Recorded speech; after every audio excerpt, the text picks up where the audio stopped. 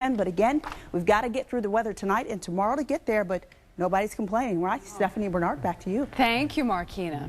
Now we have some tough questions. Atlanta is cracking down on pushy panhandlers. That's right. City Council just passed an ordinance to throw the book at people who ask for too much money aggressively. CBS Atlanta's Christopher King is asking the tough questions. He's live downtown in Atlanta. Chris, what are people saying?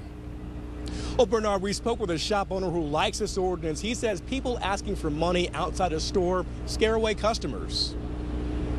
It's gotten to a point where it's unbearable. This store owner did not want to be identified out of fear of retaliation from pushy panhandlers. People make lewd comments, curse words. People are intoxicated while they're doing this.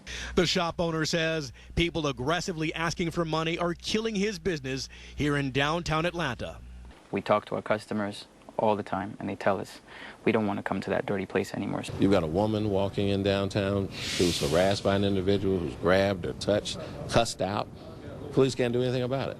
Councilman Michael Julian Bond introduced an ordinance to crack down on aggressive panhandling. That we want to break the cycle of this type of harassment in our city. Bond says the current law has no teeth. Police can arrest a panhandler only after the third citation. The maximum penalty is 30 days behind bars. Under Bond's ordinance, aggressive panhandlers can get locked up on the first offense and spend 180 days in jail. Does your ordinance unfairly punish the poor? Bond says it does not.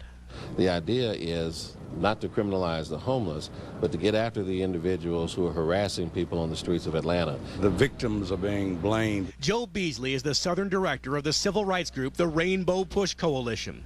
He says the ordinance fails to address some of the reasons that push people to panhandle in the first place: joblessness, poverty, and homelessness. Don't people have the right to walk down the street without being accosted?